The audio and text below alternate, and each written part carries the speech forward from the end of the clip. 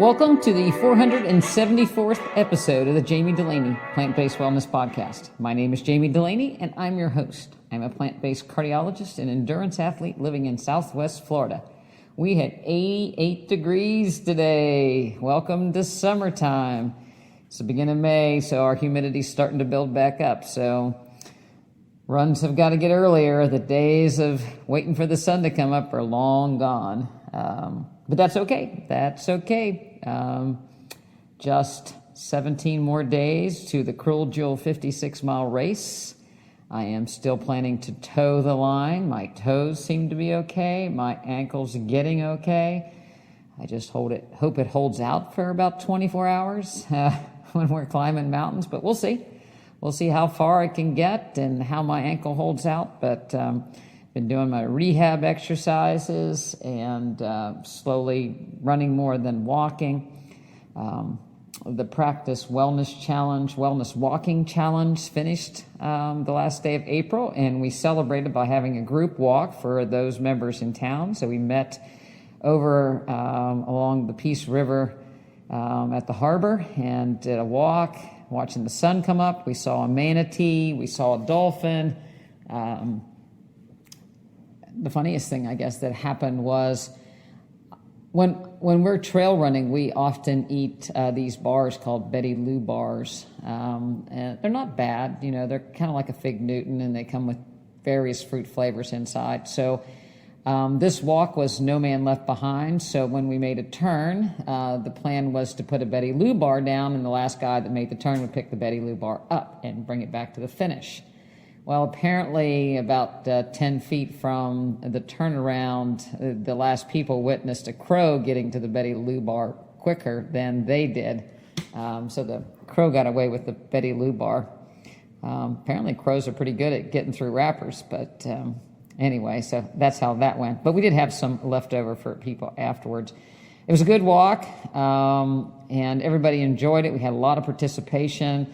Made me really happy that people are interacting and supporting each other, because that is what I'm trying to do with this practice, is to give people a place, a safe place to be plant-based, a safe place to want to improve their lifespan and health span and be mobile, and supportive group. And that's what we're actually getting with these walking challenges. So this month we're extending it so that people can take where they were and dial it up a notch, whether it's pace or distance or both, or just consistency. And we're supporting each other in the endeavors. So looking forward to that a whole lot. When I changed my practice from a traditional cardiology practice to more of a wellness practice, a plant-based wellness practice, and hung up the catheters and picked up a spatula, it took a little bit of the chutzpah out of me, because I worked a long time to get to the point in my career where I was good at what I did, and all of a sudden say, hey, we don't need this anymore, is a little bit of a transition. And certainly there wasn't a lot of support from my colleagues or the hospitals or anything else. But it was the best thing I ever did, because we've, again, the practice has attracted people that are really interested in becoming more healthy and active. And if I reflect just a little bit over the span of my cardiology career, I kind of giggle a little bit. I finished my fellowship when I was about 29. I did an academic job for 3 years where I ran an echo department, and my confidence was in my abilities to do echocardiography and do certain procedures around that. Stress echo was brand new. We had pioneered it at University of Pittsburgh. And I gained a lot of experience in doing procedures and teaching and continuing to learn, but there wasn't a whole lot of patient-physician bonds formed because of the clinic and the residents and fellows and things like that. And so when I went into private practice, it was a whole new ball game. Running a practice, at first I was part of a practice for a couple of years and then went out on my own. And when I look back on, and actually what brought it up a little bit was I had a patient in the office in his 90s, and he's still part of my practice, and he was back when I started. And when I look back, I was in my 30s, and he was in his 60s when the practice, started. And he told me in this recent office visit that, I said, I told him he needed a heart catheterization back then, and ultimately he ended up with a bypass. And I told him that if he didn't trust me to do it, then he should seek another cardiologist, because he needed to have confidence in his cardiologist. And when I look back on that, and I told him, I was like, I don't know why you had confidence in me. I was only 35 years old probably at the time. But when I said that to him, that made him have confidence in me, because he knew I was confident in the way I could do the procedures. But when I look at, young physicians and cardiologists coming up now, I kind of giggle a little bit, because, at the first part of your career, you're trying to prove yourself as worthy, that you can make great clinical decisions, and you're good at procedures, especially if you're a cardiologist. Your hands are good. That was something to be noted for.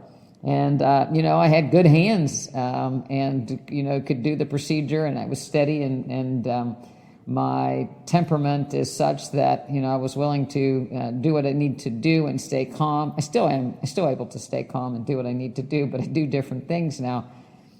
But, at that point, again, my career was based on procedures and medication titration and the like. And I had a relationship with my patients, and I always knew about them, and I tried to lead by example and get them to do things, to exercise and to eat right, whatever that was. But there was a significant gap in my life experience and my patients' life experience. I was in my 30s; they were in their late 60s. I never thought about how their problem started and why it started. Why did they get cardiovascular disease? Why did they get diabetes? Why had they gained a bunch of weight? What was their life circumstances, and how had they changed as they had gotten older? I had no life experience of that, So now at 61, looking back at some of these things, I giggle about some of the earlier things, but I have a different perspective on the struggles that people have. I think a lot of times people are the struggle when you have young children and everything that's going on in life is so busy. We only hope that when retirement comes, it'll be easy. And it's really a whole new set of challenges for people, negotiating retirement, negotiating empty nest, negotiating health issues that you didn't see coming because you were too busy. And I have a perspective on that now, having watched a lot of my patients grow old and having grown old with them. And now I make jokes that, I'm the dinosaur cardiologist. I'm the old cardiologist at the hospital that walks in with all the new young people, and I'm not doing procedures anymore. It's not because my hands are shaky and my eyes are bad and I can't stand up. It's because I've chosen a different path. But nevertheless, that same insecurity as when I was 30, as far as am I being respected for what I do now, just like am I being respected for what I did then? And the reality of it is I'm at the perfect age to be a cardiologist, because I'm the age of most cardiac patients. I'm at the age where things go wrong. It's when people start to have heart attacks and cancer starts to increase, and the wheels, what you call the wheels, start to fall off. My grandparents' diabetes were diagnosed, in their 50s. So with my dad's and my mother's diabetes in their 50s and early 60s. So I'm at the age that the wheels fall off, and I can see what kind of leads to the wheels falling off. And I can also see from experience how to keep the wheels on. The one thing that I did know at 35 is that I had a bad family history, and I needed to take care of myself, and I didn't want to be a statistic. I didn't want to be a cardiologist with stents or a bypass or diabetes. And so I have practiced what I preached as far as diet and exercise. And of course, the diet part has evolved quite a bit from eat healthy to being a plant-based cardiologist. But I think that I'm able to see the test of time in myself and in my colleagues and my plant-based colleagues versus my traditional colleagues. and eyes wide open now as far as letting the whole story unfold. I think the current state of my practice can be summarized by saying, how can you stay young at heart and keep your heart young? And I believe that's what we're on to with our plant-based wellness practice. The Cruel Jewel 56-mile race is in the mountains of Georgia. I'll be running through the night up and down the mountainside. Sometimes the path will be narrow. It might be slippery. It might be muddy. There might be snakes. I'm hoping they're not snakes, and I know there are there, but I hope I don't see them. And the question would be why? Why would I put myself through this? Why do I have to do this? And the first reason that comes to my mind is I really want the challenge. I want the challenge for my mind and my body to troubleshoot, to overcome fears, of will I be able to do it? If not, how will I react to it? How will I troubleshoot? How do I train my body to endure such a thing so that I can actually apply some of those life lessons to my practice? When I can take part in these events, I feel like I'm still growing. My mind is growing. My physical capabilities are still growing, as opposed to just sitting down and saying I'm retired now and sit on the sidelines and wait for the curtain to come down.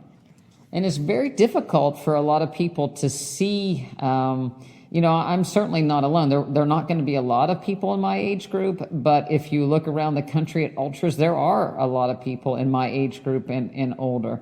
There are a lot of people in my age group and older that are doing gymnastics, kayaking, paddleboarding, playing competitive tennis,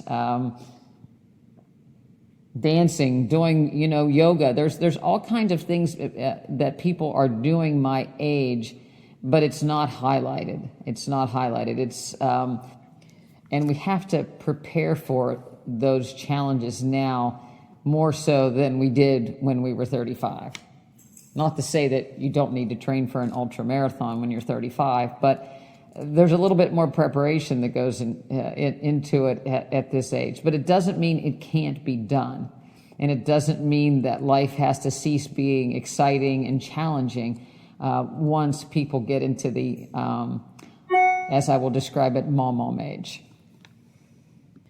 So my practice now is about helping people that wake up at 55, 60, 65 and say, oh no, the wheels are starting to fall off. How do we patch these things back on so we can get on with an exciting life?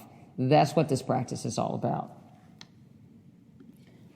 Too many people are caught up taking fistful of medications and getting yearly carotid ultrasounds and bone densities to decide whether or not they're healthy, as opposed to seeing whether they're healthy as far as how far can they walk, what pace can they walk, how high a hill can they go up, how far can they kayak. That's the kind of things that I think we should be looking at, as opposed to just monitoring people's decline as they do nothing and physicians do nothing to change it.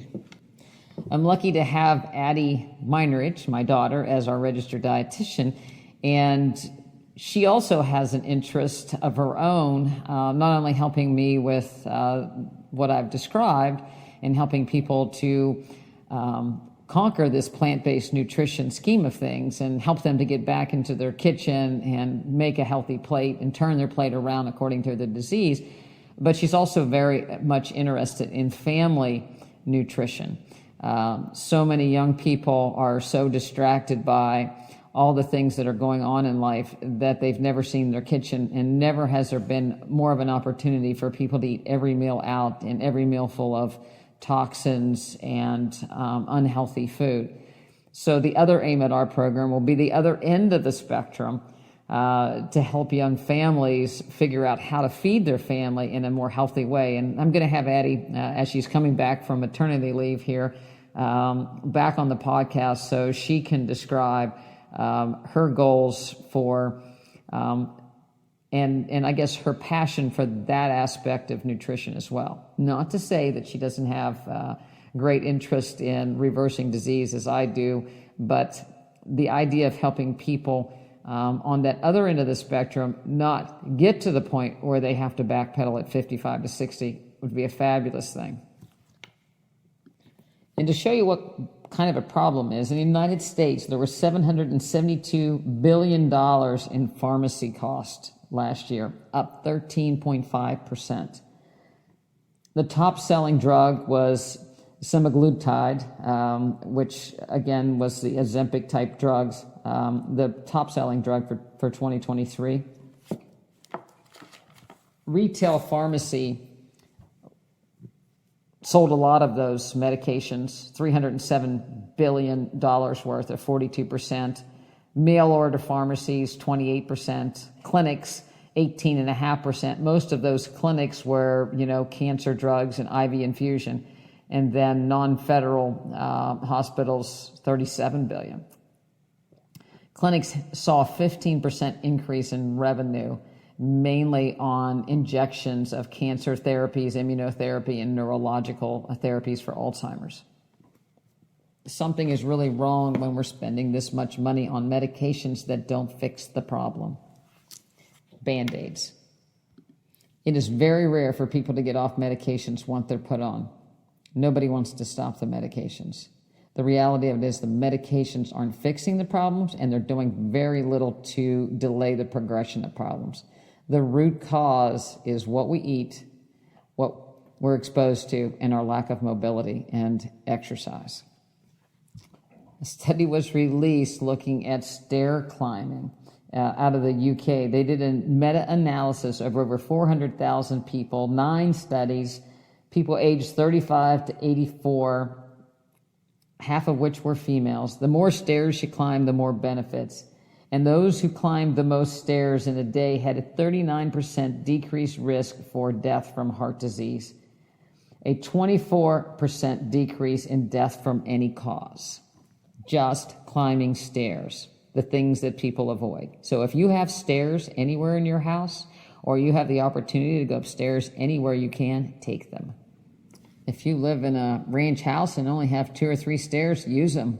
Go up and down them. Go up them front ways. Go up them sideways. Go down easy. Use them for mobility with your ankles. There's all kinds of things you can do. Upstairs, downstairs. Take a weight. Go up 3 stairs, down 3 stairs. Use the stairs. When older gentlemen come into my office, one of the first things they want done with their blood work is their PSA, the prostate-specific antigen. Because if that number comes back good, then they feel like they're not going to get prostate cancer, or that they don't have prostate cancer. That's not entirely correct. The test was never really designed to diagnose prostate cancer. Certainly if the number is very high, there's a good odds that there's probably prostate cancer, but a negative number doesn't really mean anything in reality. Prostate cancer is usually a very slow-growing cancer, and it is said that more men die with prostate cancer than of prostate cancer. But men tend to be more afraid of that cancer than anything, and rightly so, because the treatment is barbaric. The biopsies are barbaric. The surgeries almost always leave men with some sort of dysfunction, chronic conditions that there's really no treatment for. We know that men who eat more vegetables than men who don't have a lower incidence of prostate cancer. Men who consume soy products, tofu in particular, have less prostate cancer than men who don't. Men that eat dairy have more prostate cancer than men that do eat dairy. There was a new study came out that looked at the progression of disease, the progression of prostate cancer in men that ate plants. And they looked at quartiles of people, men that ate plants after the diagnosis of prostate cancer. And as you might guess, being plant-based audience, the men that ate the more plants, the more plant-based you are, the less chance of disease progression you would have after the diagnosis of prostate cancer. Matter of fact, the highest versus the lowest quartile, there was a 47% decrease in cancer progression. Gleason score is often how prostate cancer is diagnosed and staged, and the higher the Gleason score, the worse typically the more invasive cancer is. The men that ate the most plants had a Gleason score of greater than 7. So after the diagnosis, the men that ate the most plants had a 55% decreased risk of disease progression. That ain't carnivore, baby. That's eating plants. So the more plants you eat, the less meat you eat, the better your prognosis for your prostate. So a PSA is not going to save you, but your broccoli will. So if you don't think plant-based nutrition is manly, just imagine what the surgery for prostate cancer does to your manlyhood. It might make you want to eat more plants. Sometimes I don't know what I'm going to talk about on the podcast every week. I've been putting the podcast out for almost every week for 474 weeks, and coming up with things to talk about usually occur in the practice or things that I read, and hopefully things by some magical way go together and I can put something together that makes sense. My last patient of the day said, I have one final question. I heard you're not supposed to put bananas and blueberries together in your smoothie because it negates the benefits of the blueberries, the flavonoids. It's like, well, I've not come across that, but I will certainly look into it. And lo and behold, there's a study out from UC Davis. Yeah, it's in Loma Linda, I believe, UC Davis, where they looked at smoothies. They looked at whether people had blueberries and bananas in their smoothie, just blueberries in their smoothie, or a pill of flavonoids, and then they measured people's flavonoids, and the people that blended the banana up in their smoothies had less available flavonoids by a substantial amount. Very small study looking at smoothies only. So you'd say, oh my God, I can't put smoothies, or I can't put bananas in my smoothies now. I'm going to lose all the benefits of the blueberries that I eat. Well, first of all, I'm not a big smoothie person. And I guess it depends on why you're eating the smoothies. I think that, and none of this has been proven just to eat the fruits. And the reason why the bananas, they have a thing called polyphenol oxidase.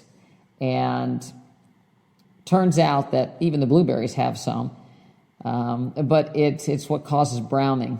So things that, the speckles on the bananas, when they brown, that is the increase of this polyphenol oxidase increasing. So pears are very high, avocados very high because, again, you cut them and they brown, apples to some degree. But all these same fruits and vegetables have all kinds of other good benefits as well.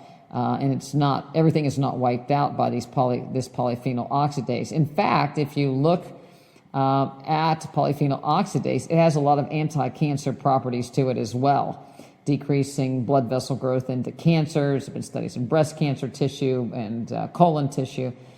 So it kind of comes back to fruits and vegetables are very good. They have a lot of different chemicals and a lot of different benefits. Sometimes processing them decreases some of the benefits. Other times processing increases the benefits in the way of tomatoes and leukopines and increasing anti-cancer properties where cooking is involved there. But nevertheless, yes, you can measure one thing out of a fruit or a combination and maybe see a decrease, but we're not looking at the overall benefit in the person. So they didn't look at somebody that ate a blueberry smoothie versus a banana and blueberry smoothie versus somebody that just took a pill, and how well did they do, 6-10 years down the road. Again, it's a small part of their day, hopefully. I am a proponent of eating your fruit whole instead of blending it up, unless you're looking for calories. And then when you're looking for calories, maybe you're not so worried about your flavonoids from your blueberries at that point. We're just trying to get calories in. I know a lot of people, if they had to do just a blueberry and kale smoothie, probably wouldn't do the smoothie. The banana is kind of what makes it. So they would be looking to put something in to sweeten it up. And bananas are great when it comes to that aspect. They have fiber, fructose, potassium, and a whole host, again, of antioxidants in and of themselves. I don't know why people want to throw bananas under the bus, but don't worry about eating your bananas. I think it'll be good. But again, I would have you eat your fruit rather than do smoothies. I think it leads to less overconsumption. But again, if somebody's trying to get in more calories, or you have somebody that's kind of sick and you can't get food into them, yes, it's fine to process all those things together. The good will far outweigh the bad as far as things that enzymes that get turned on and off. I'm very grateful to be able to sit back and talk with my patients, whether they're 30 or 60 or 80 or 90 years old. But I especially like hearing the stories from some of my older folks. Their life lessons and the things that they've experienced are priceless. I hope that my patients have gleaned as much from me as I have from them over the years, because they've certainly given me an education and allowed me to have a new perspective and stuck with me as the practice changed. Again, we have several people that have been in the practice since the very, very beginning. So when I was a young, fresh out of training cardiologist till now, a spatula wielding cardiologist doing mobility classes on Mondays in my shorts, they've stuck by, and I truly appreciate them. I'm trying to lead by example. I think Hard Knocks University has allowed me to triage a lot of things, either from running injuries or life injuries or life experiences. And I've seen the other side in the running community and the endurance community of what can be in older individuals. I'm motivated by them. I'd like to motivate people by them. I hope this podcast motivates you to all the different potentials that are out there, and that you don't have to be limited, and that you can turn back the clock and you can get back on the wagon and improve and get off of your medications. And we'd love to help you in our practice do that. So if you have some interest in talking to us, please give an email at jami@drdulaney.com. You can go over to the website, drdulaney.com. If you think you'd like to join our practice one way or another, there's several different levels, and you'd like to talk to us about it, you can also call the office or email us, and we'll set up an appointment to talk to you free of charge, so that you can figure out how to get your health journey so that you can experience as much out of life and as long a life and a healthy life as you possibly can. So thank you very much for listening. Get out and get your walk in, get your vegetables in, eat as many plants as you can, and talk to you next week. I'm also going to have frozen banana and blueberry and cacao powder with some soy milk as dessert when this is over too. So go enjoy yours as well.